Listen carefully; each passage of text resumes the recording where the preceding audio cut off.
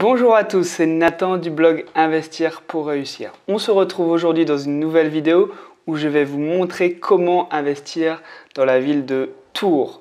Donc comment réussir son investissement immobilier? Pour moi, ça passe par un emprunt à 110% à la banque. C'est-à-dire qu'on va emprunter le coût d'achat, les coûts de notaire et les frais des travaux. Vous aurez donc une mensualité à rembourser tous les mois à la banque. Cette mensualité doit être entièrement payée par le ou les loyers. Les loyers doivent aussi payer les charges d'exploitation du bien, comme la taxe foncière, les charges de copropriété, les futurs travaux de réparation, les éventuels frais d'agence, etc., etc. L'objectif au minimum, c'est d'atteindre l'autofinancement, c'est-à-dire avoir des revenus égaux aux dépenses pour avoir une opération nulle. Ok ? Les meilleurs investisseurs, et c'est ce qu'on va rechercher dans cette vidéo, vont rechercher un cash flow positif, c'est-à-dire des revenus supérieurs aux dépenses. Ce qui signifie que chaque mois, vous allez gagner de l'argent supplémentaire grâce à votre investissement immobilier. Donc pour la ville de Tours, j'ai identifié 6 étapes. Premièrement, ce sera l'étude de marché et prise d'informations sur la ville de Tours. Ensuite, ce sera les prix pratiqués en location à Tours pour savoir combien on va pouvoir louer notre investissement. Puis, ça sera la sélection d'un bien actuellement à vendre sur le marché de Tours, donc avec des cas concrets et une étude réelle. Ensuite, ça sera l'estimation rapide du rendement pour savoir si le bien sélectionné nous semble intéressant, on continue, et s'il ne nous semble pas très intéressant, on change de bien, histoire de gagner du temps et économiser vraiment notre temps pour faire des calculs. Cinquième étape, on va calculer les mensualités du crédit. Très important pour savoir si on atteint l'autofinancement ou non. Ensuite, la dernière étape, ce sera l'utilisation de mon propre calculateur de rentabilité et de cash flow. L'étape la plus importante parce qu'on va centraliser toutes les informations qu'on aura pu récupérer sur ce bien et sur cette étude avec des charges beaucoup plus précises et différents scénarios. Par exemple, à quel prix je dois acheter pour avoir un cash flow de 200 € par mois. Ça, on va pouvoir le trouver grâce à mon calculateur. Allez, on part tout de suite pour la première étape et la prise d'informations sur la ville de Tours. Alors, tout d'abord, Tours, c'est une ville qui fait partie des 30 plus grandes villes de France en termes de population. D'accord ? Donc c'est énorme. On aura donc un marché locatif pour à peu près tous les types de location. De la location pour étudiants à la location courte durée et bien sûr de la location classique. Donc là-dessus, il y aura peu de problèmes. On va survoler les différents points que j'ai l'habitude d'aller un petit peu plus en profondeur pour des villes un peu plus petites. Ok, on commence tout de suite par le nombre d'habitants dans la ville de Tours. Donc, moi j'aime bien utiliser le site Wikipédia pour trouver cette information.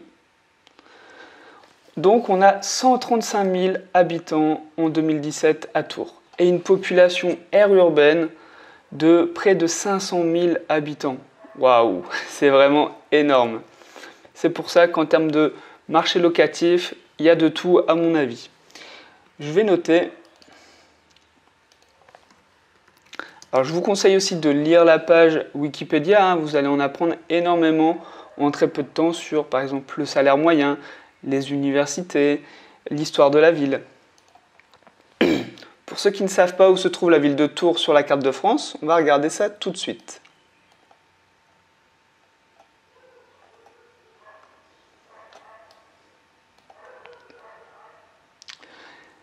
Tours, c'est sur la Loire et voilà, c'est à peu près au centre de la France, hein. Entre Paris et Nantes dans les grandes lignes et les villes les plus proches vont être Bourges, Poitiers, Angers, Le Mans, Orléans. Ok. Après, qu'est-ce que j'aime bien regarder dans des villes? C'est le nombre d'étudiants. Pourquoi? Parce que ce sont des très bons locataires. Vous avez un risque d'impayé pratiquement nul vu que ce sont les parents qui payent. Plus, ils ont une certaine tranquillité, les étudiants, ils ne vont pas venir vous embêter où c'est très très rare. Donc en termes de tranquillité aussi du propriétaire, c'est important de prendre ça en compte et les étudiants sont très bien là-dessus. Ensuite, vous avez, pour ceux qui sont intéressés par la location courte durée, la location saisonnière, location Airbnb, hein, vous pouvez regarder l'emplacement des hôtels dans une ville ou dans un quartier. Parce que qui dit hôtel dit marché locatif. Pourquoi? Parce que ces hôtels ont fait des études de marché. Si elles ont été concluantes, ils se sont installés dans ce quartier. Donc plus il y a de concurrence, en fait, plus c'est bon signe pour vous, pour de la location courte durée. Ensuite, j'aime bien regarder les hôpitaux et les grandes entreprises dans une ville, parce qu'on l'oublie souvent, mais il y a énormément de personnes qui travaillent dans les centres hospitaliers. Donc pourquoi pas viser cette cible en tant que locataire et donc viser des biens à proximité de l'hôpital. Hein. C'est pareil pour les grandes entreprises. Cibler, pourquoi pas, les salariés d'une grande entreprise qui embauche 5, 10, 15, 20% de la population de Tours. À vous après de faire vos recherches. Ensuite, dans les grandes villes, et surtout si on vise des étudiants ou des jeunes salariés, je pense que les transports en commun ont un rôle très important. Hein, on a envie de se déplacer à n'importe quelle heure, n'importe où dans la ville, grâce au tramway par exemple. Donc je sais qu'à Tours, il y a un tramway. Donc ça va jouer aussi dans nos recherches si on espère des étudiants et des jeunes salariés dans notre location. Ensuite, le meilleur conseil que je peux vous donner, c'est vraiment de passer du temps dans la ville, hein, prendre le temps. On ne peut pas tout faire à distance. À un moment, il va falloir aller sur place pour voir la population qui habite dans tel et tel quartier, voir l'état des quartiers, voir les nuisances sonores, regarder les projets d'urbanisme à venir dans la ville de Tours et poser des questions. Faites-vous passer s'il faut pour un futur locataire, ça marche bien. Et je vous assure que vous allez en apprendre énormément. Hein, posez des questions aux Tourangeaux, ils vous répondront sans problème. Honnêtement, on en apprend énormément en posant des questions. Bon, pour la première étape, je vais vous laisser consulter par vous-même tous ces éléments. Hein. Il n'y aura pas de souci pour retrouver ça sur Internet. Et on va passer du coup à la deuxième étape. L'estimation des loyers pratiqués. Alors, nous, on a envie d'emprunter la totalité à la banque et avoir du cash flow tous les mois. Pour y parvenir, il n'y a pas de secret. Il va falloir transformer le bien que l'on va acheter. On va devoir créer de la valeur, on va devoir augmenter ses revenus locatifs. Sinon, on n'y arrivera jamais. Donc, il y a plusieurs moyens. Par exemple, ça peut être la colocation. On va acheter une grande surface avec un prix au mètre carré plus faible et pourtant, on va le louer chambre par chambre, ce qui va nous permettre d'augmenter les revenus. Ça peut être aussi la location courte durée. On va louer à la nuit et du coup, on va louer plus cher. Ça peut être aussi l'agrandissement.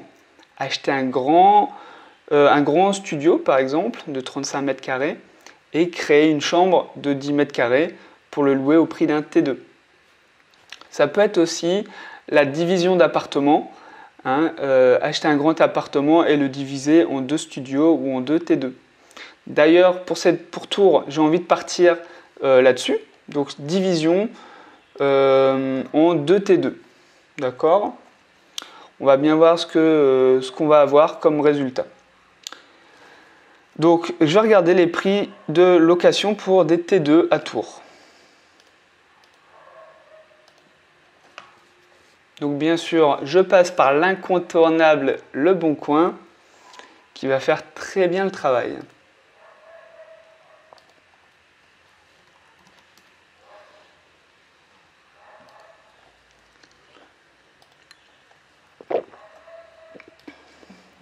On regarde donc les locations, on va trier par nombre de pièces.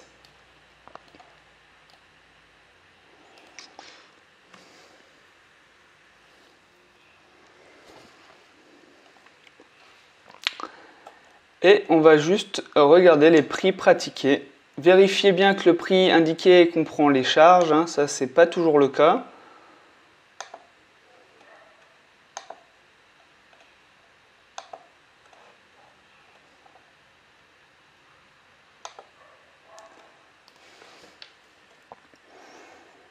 Alors, qu'est-ce qu'on a? On a 46 mètres carrés, 590 euros.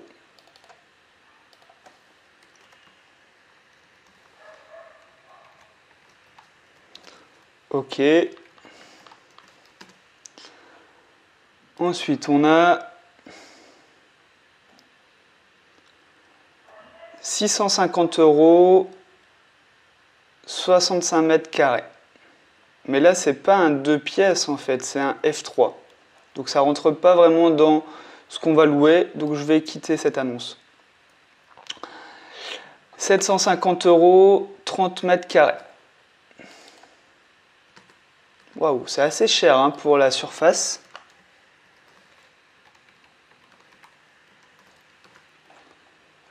Ouais, assez cher, dis donc. Alors, ici, 550 euros, 44 mètres carrés.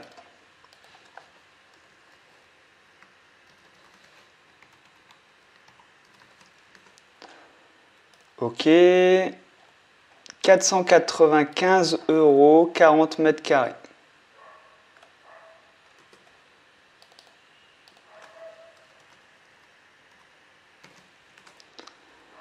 « 40 mètres carrés. Ok.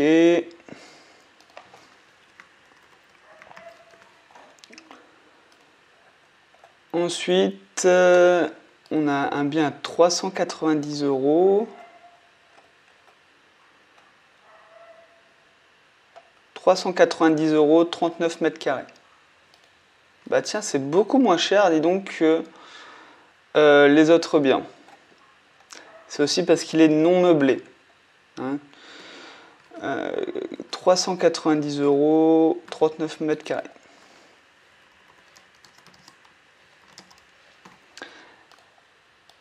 Du coup, on va pouvoir faire une petite conclusion, à savoir combien on va pouvoir louer notre T2, nos futurs T2 même. Donc on a des prix allant de 390 euros à 750 euros, des sacrés écarts de prix. Hein. Nous, on ne va pas prendre de risques, on va prendre un loyer, on est sûr de louer, histoire de ne pas se faire peur le jour de la location, parce que si vous prenez une estimation trop élevée et que le jour J, vous n'arrivez pas à louer, bah, c'est la catastrophe, hein. Tous vos chiffres tombent à l'eau et c'est la catastrophe tout simplement. Donc on va prendre un prix de location assez faible, où on est sûr de louer en tout cas, quitte à faire une deuxième estimation dans l'étape 6 avec un loyer un peu plus élevé. Donc je vois des prix autour des 550 euros. Et je vais même partir sur du 530 euros. 530 euros par chambre. Je pense être sûr de louer parce que on va faire des travaux aussi, on va rénover. 530 euros par T2, hein, on est d'accord. Ok, on va passer du coup à la troisième étape et la sélection d'un bien à vendre à Tours. Donc pour diviser 2 T2, sachant que j'aimerais des T2 de 30 à 35 mètres carrés minimum, on va chercher des appartements de 70 mètres carrés minimum. Allez, c'est parti. Là, je vais passer sur le site bien ici, parce qu'on peut voir l'emplacement des biens à vendre. Et ça, c'est top, histoire de trier déjà les annonces les plus intéressantes.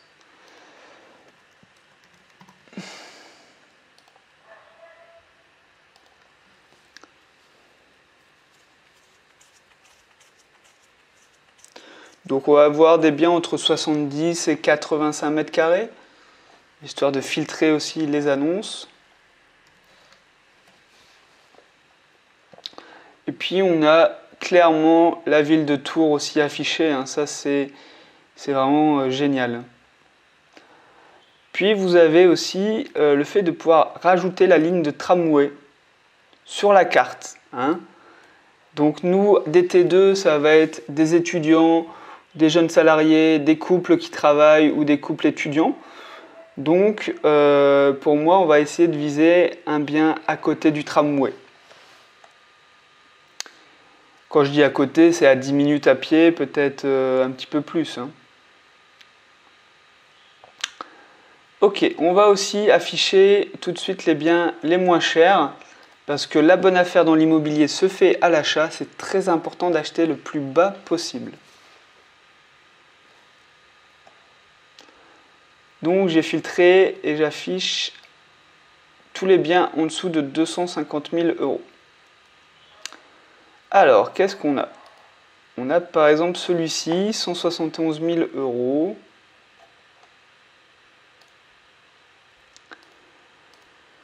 D'accord, bon. Pourquoi pas, je vais noter.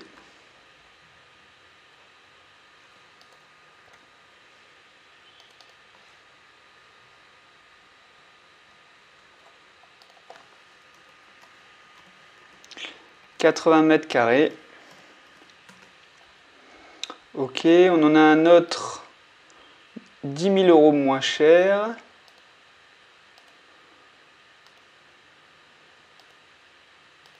Qui a l'air plutôt propre.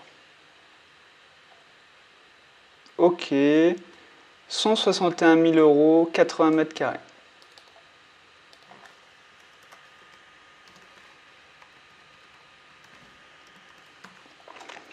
Ok, qui est très bien situé, à côté de la ligne de tram. Ok, sachant que le centre-ville, le vieux Tours est ici, hein. Donc l'hyper centre-ville est ici. Ok, est-ce qu'on a d'autres biens? J'ai des biens à 126 000 € ici, bien en dessous des prix qu'on a pu voir. Alors, Tours, rive du Cher Est, pour ceux qui connaissent.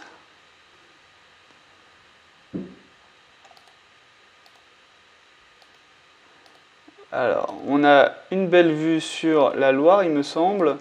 Par contre, la déco, c'est sûr, elle est à refaire entièrement. C'est pas trop un problème, hein, sachant qu'on voulait déjà diviser en deux l'appartement. Donc, on aurait fait de toute façon des gros travaux. Donc, je vais noter 126 000 €, 84 mètres carrés. Alors bien sûr, là, j'ai pas fait encore mon étude d'emplacement, hein. Il faudra aussi aller sur place, voir l'état des quartiers aux alentours. Vous renseigner aussi sur chaque règlement de copropriété pour savoir si vous pouvez faire de la division. Et bien sûr, visiter les appartements pour savoir si vous pouvez les diviser en deux, hein. Certains ne permettront pas, l'agencement ne permettra pas de faire une division en deux appartements. Donc vraiment, il va falloir se déplacer de toute façon pour vérifier nos suppositions. Honnêtement, après, je vois pas d'autres biens qui sont aussi peu chers, tout simplement.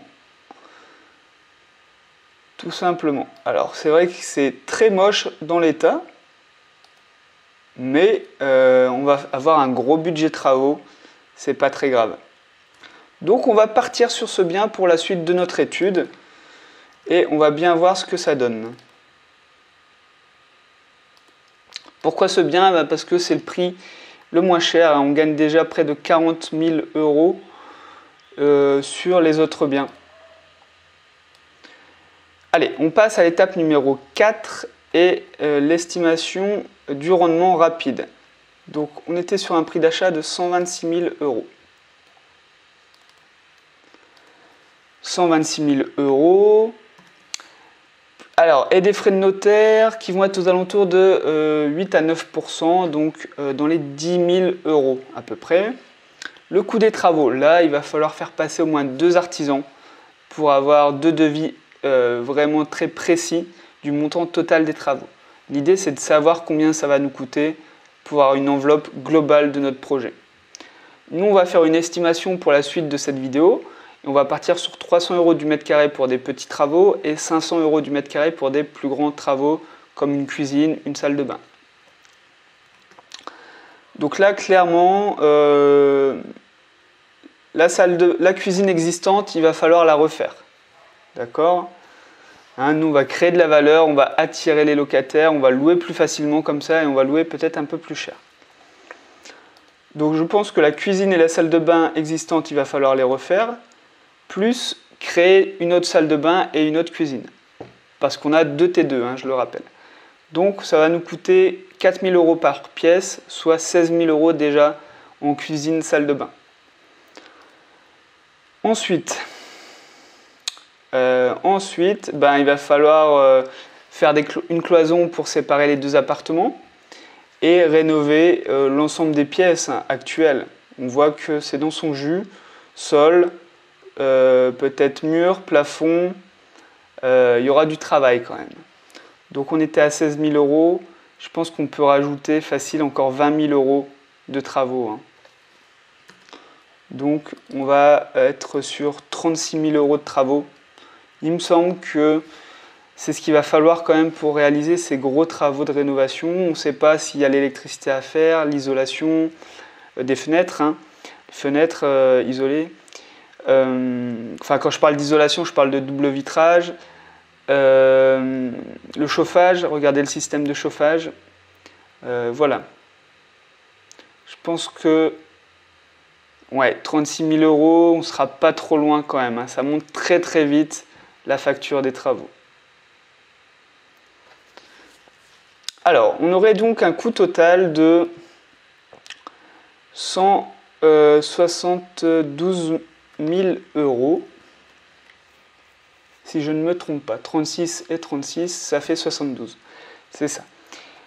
Et on espère louer du coup nos T2 à 530 euros.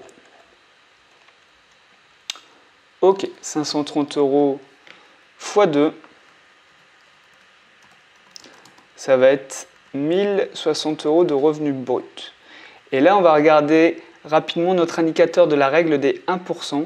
Est-ce que un mois de loyer brut, donc 1060 euros brut, correspond à 1% du coût total du projet? Là, on est bien en dessous de la règle des 1% parce qu'on devrait acheter pour 106 000 euros maximum si on voulait respecter à la lettre la règle des 1%. Alors, c'est pas forcément grave si on est un petit peu en dessous de la règle des 1%. Cependant, là, on est quand même bien en dessous. Donc, je ne vous cache pas que ça va être compliqué et qu'il va falloir faire une grosse négociation.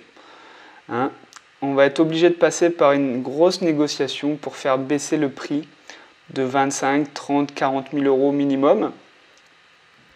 Mais c'est pas grave, je vais vous montrer justement la démarche et ce qui va nous permettre de se rapprocher d'un cash flow et de l'autofinancement. Donc on va passer à l'étape numéro 5 et au calcul des mensualités du crédit. Donc on a un coût total de 172 000 euros. Des loyers estimés de 1060 euros bruts. On va faire une première estimation nette de nos revenus. Pour ça, on va enlever 30% des revenus bruts. Pourquoi? Parce que c'est ce que la banque va appliquer comme barème quand vous allez aller la voir pour vous faire financer votre projet. Et oui, ils savent que vous avez des charges, hein, taxes foncières, charges de copropriété, assurance, futurs travaux, futures réparations, etc., etc. Donc on va enlever à peu près 300 euros et on arrive à 700 euros net en estimation. On va donc regarder combien va nous coûter notre crédit tous les mois si on emprunte 172 euros.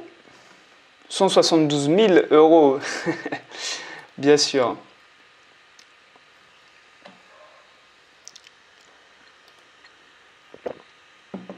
Donc moi je passe par le site Meilleur Taux pour avoir leur calculatrice. Très pratique, elle fait le travail. On va prendre la durée de prêt la plus longue possible pour un investissement locatif, c'est en général 20 ans. D'accord? Pourquoi 20 ans? Pour avoir les mensualités les plus petites possibles et ainsi se rapprocher plus facilement de l'autofinancement et dégager un meilleur cash flow tous les mois. Alors bien sûr, le coût du crédit va être plus élevé, ça on est d'accord. Mais ce qu'il faut bien prendre en compte, c'est que ce n'est pas vous qui devez rembourser le crédit, mais les locataires. Et utiliser l'argent des autres, c'est ce qu'il faut faire tout simplement pour s'enrichir et réussir son investissement. Moins vous mettez d'argent de votre poche, plus vous gagnez. C'est ce qu'il faut bien intégrer. C'est pour ça qu'on emprunte aussi la totalité à la banque. Hein. Alors, taux d'intérêt, n'espérez pas le meilleur taux. Hein. On va emprunter la totalité à la banque. Il va falloir faire des contreparties avec elle. Donc un taux de 1,8, ça sera déjà très bien. Par contre, pour le taux d'assurance, vous pouvez avoir bien mieux que 0,34. Moi, j'ai obtenu 0,07% par exemple. Donc si la banque vous propose une assurance trop élevée, vous pouvez toujours faire une délégation d'assurance, c'est-à-dire prendre l'assurance du crédit ailleurs, tout simplement. Donc vous avez des mensualités de 868 €. Et là, le calcul est simple, c'est est-ce que les loyers permettent de payer les mensualités? Eh bien non, là on est en négatif, hein, ce qu'on appelle un cash flow négatif. Et tous les mois, on devrait rajouter 168 € de notre poche, donc de notre salaire ou de nos autres revenus, pour combler le crédit et combler les charges d'exploitation du bien. Donc c'est clairement pas le type d'opération qu'on va rechercher quand on est un investisseur immobilier. On pouvait s'en douter grâce à l'étape précédente et l'indicateur des 1%, on était quand même bien loin.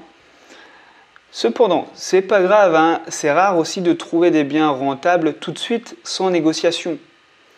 Je pense qu'il y aura 2-3 éléments qu'on va pouvoir améliorer et on va voir ça tout de suite dans l'étape 6 et mon calculateur de rentabilité.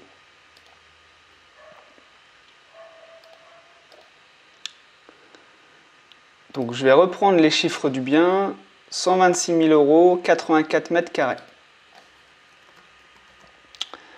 On était parti sur 36 000 € de travaux à faire confirmer par 2 artisans. Peut-être que c'est moins, hein, peut-être que j'ai budgétisé un petit peu trop, peut-être que ça sera aux alentours des 30 000 €.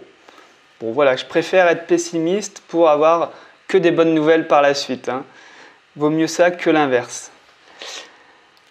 Bon, les frais de notaire, ils sont calculés automatiquement par mon calculateur. Si vous voulez avoir le montant exact, il faut aller sur le site des notaires.fr.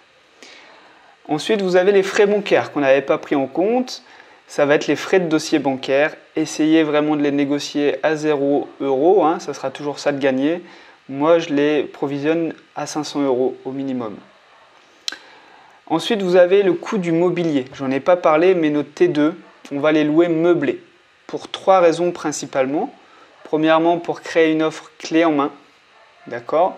Les locataires n'ont qu'à venir avec leur valise et ils s'installent dans votre T2.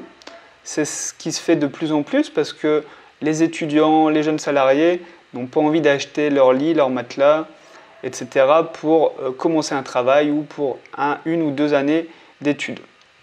Ensuite, ça va nous permettre de louer plus cher aussi parce qu'on va créer de la valeur supplémentaire, se démarquer un peu plus des concurrents. Et troisièmement, ça va être pour bénéficier du régime LMNP ou en tout cas un régime de location meublée.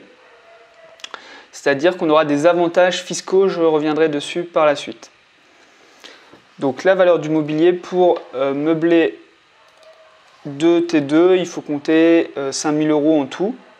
Donc 2 500 € par T2 avec un lit, matelas, armoire ou dressing, bureau, cuisine, donc table pour manger, chaise, salon, télé. Pas besoin de décorer comme un hôtel, hein. Ça sera à eux ensuite de ramener aussi quelques meubles et quelques décos. Mais c'est quand même un coût supplémentaire qu'on n'avait pas prévu à la base. Au niveau du financement, on va rester comme ça, on emprunte la totalité et les chiffres sont les mêmes qu'à l'étape précédente. Alors ensuite, on a la fiscalité. Je vais rappeler comment fonctionne la fiscalité dans l'immobilier et dans la location nue. Donc on a une tranche marginale d'imposition qui est définie par vos revenus de salarié. Plus vous gagnez d'argent, plus vous montez de tranche.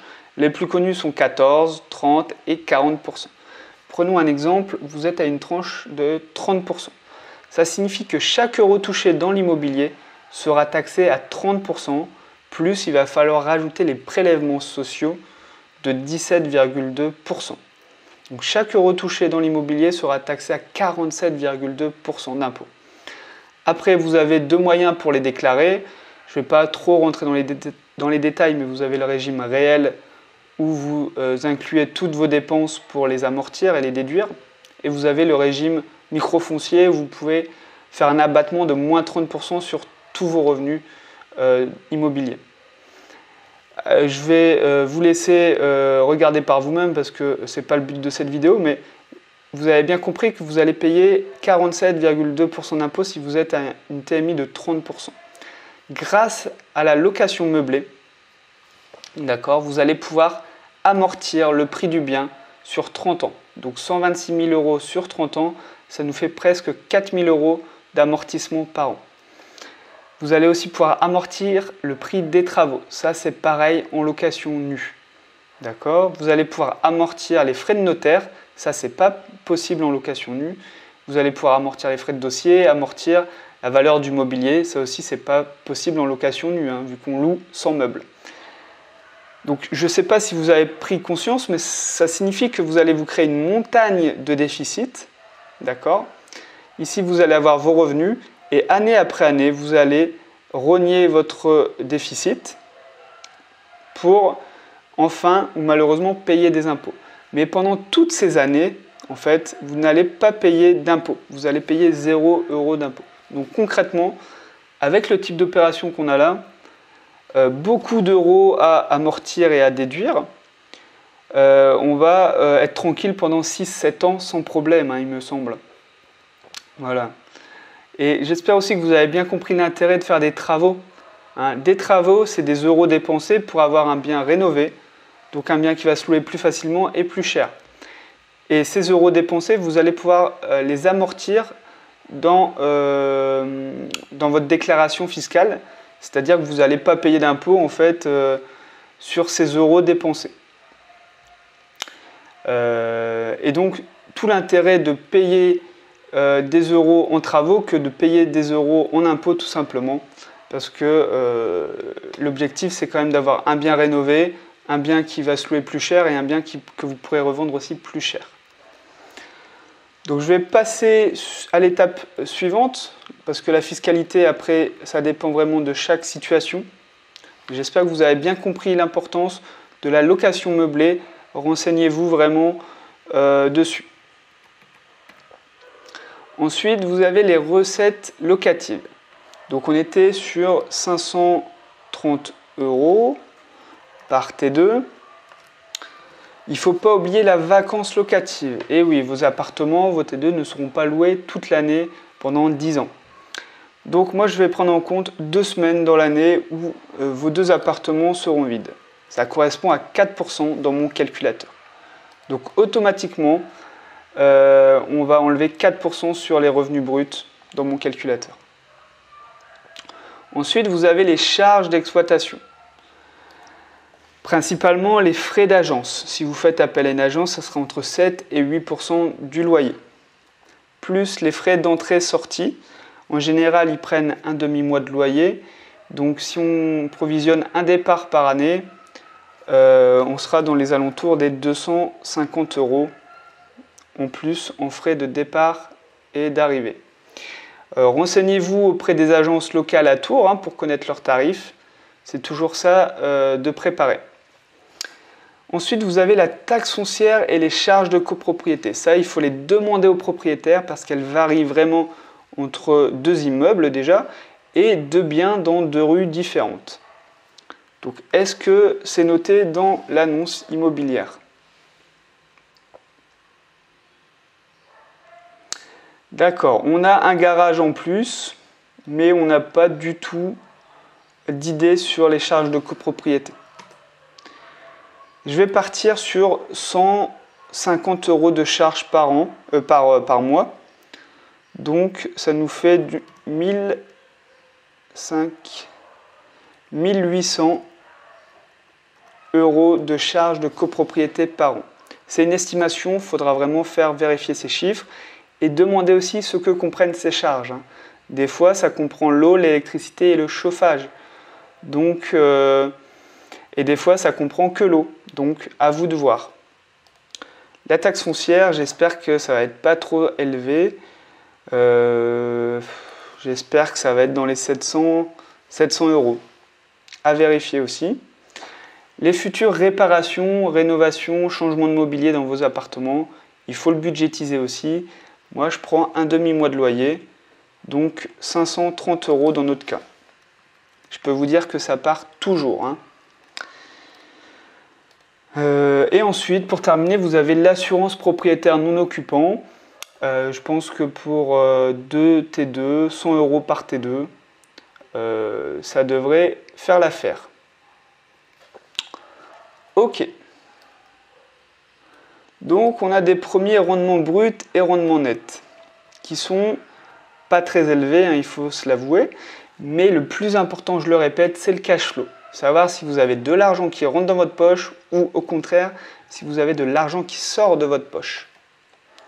Et donc le cash flow est de moins 240 €, donc moins 2883 €. C'est vraiment pas terrible et ça vaut pas le coup d'investir.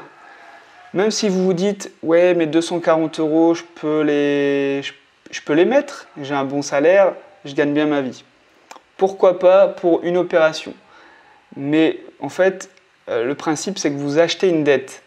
Donc, imaginez que vous rachetez un deuxième investissement, vous êtes à moins 2 fois 240 €, donc moins 500 € pour arrondir. Un troisième, moins 750 €. Enfin, voilà, vous comprenez bien que, premièrement, ça ne va pas être tenable pour vous, et deuxièmement, la banque ne vous prêtera plus. Hein. Après un premier achat, la banque ne vous prêtera plus, parce que vous perdez de l'argent tous les mois. Et donc, vous serez bloqué pendant 20 ans à rembourser un mauvais investissement parce qu'il est en cash flow négatif. Donc, c'est bien ça qu'il faut comprendre.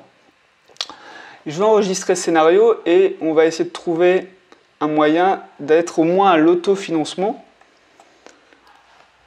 Ok. Donc, le premier moyen, ça va être de faire baisser le prix d'achat. Là, il n'y a pas de secret. Vous dites peut-être que le bien est déjà affiché, peut-être pas très cher. C'est vrai que c'était le bien le moins cher qu'on ait vu. Mais dites-vous bien que c'est une raison supplémentaire pour encore négocier. Ça veut dire en fait que le vendeur est motivé pour vendre et donc il est plus susceptible d'encore baisser son prix. On ne sait pas pourquoi, mais il a besoin de vendre. Il est pressé de récupérer cette somme. Ça peut être pour un divorce, pour un héritage, pour un déménagement dans le sud ou je sais quoi. Ça fait partie aussi des choses à savoir quand on visite le bien. Mais il a besoin de vendre, donc c'est une raison supplémentaire pour encore mieux négocier le prix de vente. Donc je vais partir sur 10 000 € de négociation au début. Donc j'enregistre ce scénario et je vais comparer tous les scénarios ensemble à la fin de la vidéo. Je vais renégocier 10 000 €. Non, je vais tout de suite négocier encore 16 000 €. Donc on va acheter à 100 000 €.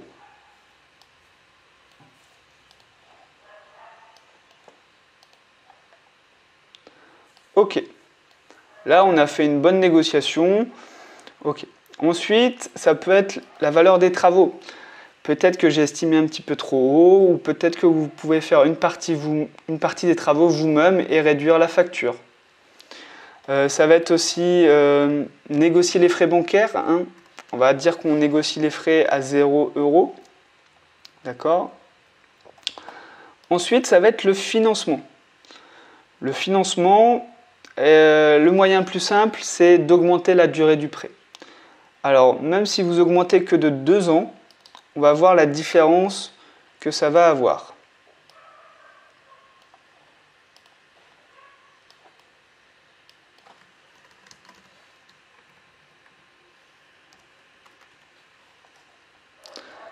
Donc, un prêt sur 22 ans avec les mêmes chiffres.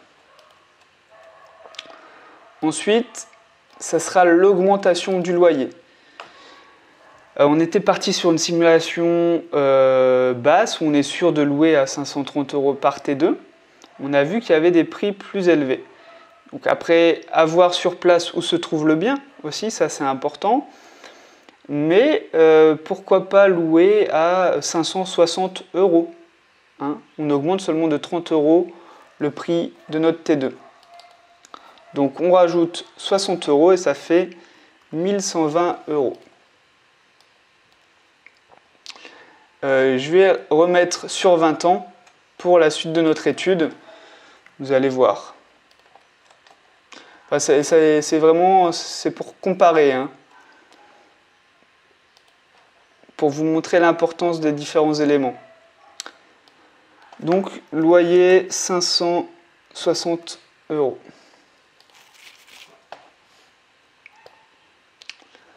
Et puis le dernier élément, ça va être de réduire les charges. Hein. Réduire les charges, on pense aux frais de gestion par exemple. Moi je ne suis pas forcément pour parce que passer du temps à gérer ces biens immobiliers, ça permet d'avoir un plus grand cash flow, c'est vrai, ponctuellement, mais c'est du temps qu'on ne peut pas passer à réinvestir, à racheter d'autres biens immobiliers. Donc, c'est à vous de voir. Peut-être qu'au début, vous voulez vous en occuper par vous-même pour avoir un gros cash flow, sécuriser votre investissement. Mais je pense qu'il faut quand même le prévoir à un moment donné, prévoir avec frais d'agence, parce que peut-être que dans 7 ans, vous en aurez marre de gérer par vous-même et que vous déléguerez. Donc, autant le prévoir tout de suite. Je fais quand même un scénario sans agence pour vous montrer la différence de cash flow. Ok. Je vais maintenant comparer les scénarios grâce à mon bouton que j'appelle bouton magique. Alors, on a plein d'autres chiffres qui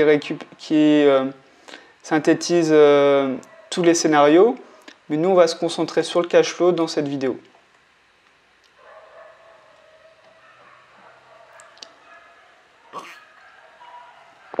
Alors, premier scénario de base, on l'a dit, pour moi c'est une mauvaise affaire, on est vraiment cash flow négatif. On négocie 10 000 €, déjà on se rapproche de l'autofinancement et on négocie 26 000 €. Bon, on a déjà beaucoup moins de cash flow négatif, on est dans les moins 100 € à peu près. Toujours pas une très bonne opération. Hein. Si on prend sur 22 ans tout de suite, eh ben, on est dans les moins 40 € de cash flow tous les mois. C'est déjà beaucoup plus supportable, on peut dire pratiquement qu'on est à l'autofinancement. Hein. Ensuite, si on reprend un prêt sur 20 ans et qu'on augmente le loyer de 30 €, eh ben, on voit qu'on est à peu près au même niveau que si on avait pris un prêt sur 22 ans. D'accord ? Mais en fait, la différence, elle est là. Hein. Comparé à ce scénario-là, c'est un loyer à 530 € par T2. Et là, c'est 560. Donc, on voit qu'on a gagné quand même 50 € de cash flow. Et puis, le dernier scénario, si on ne prend pas d'agence, on s'en occupe soi-même, eh ben, on est quand même à 43 € de cash flow. On gagne pratiquement 80-90 € entre les deux derniers scénarios. Donc, clairement, à Tours, pour de la division d'un T2, je ne vous cache pas qu'avoir un gros cash flow, ça va être compliqué, mais atteindre l'autofinancement, ça va être possible. On aurait aussi pu partir sur différents scénarios. Par exemple, la colocation en général, c'est plus rentable, comme la location courte durée. Hein. À vous aussi de faire vos calculs de votre côté. Ensuite, on l'a vu, ce qui va être important, ça va être d'aller sur place, faire des visites, prendre l'œil de l'investisseur immobilier, regarder si l'agencement permet de diviser en 2 appartements, si ça permet de créer 2 salles de bain, etc. Et puis l'information clé, c'est qu'il faut transformer le bien, augmenter les revenus pour avoir du cash flow positif. Si vous voulez utiliser mon calculateur pour faire vos propres calculs de rentabilité et de cash flow, bah vous pouvez le télécharger dans la description de cette vidéo.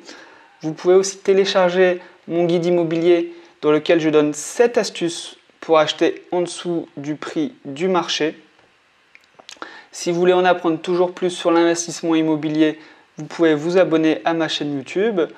Et ben moi, je vais vous souhaiter de très bons investissements à Tours. Hein. Il y a moyen vraiment de faire des bonnes opérations et aussi des bons investissements partout ailleurs en France. Et je vous dis du coup à la prochaine!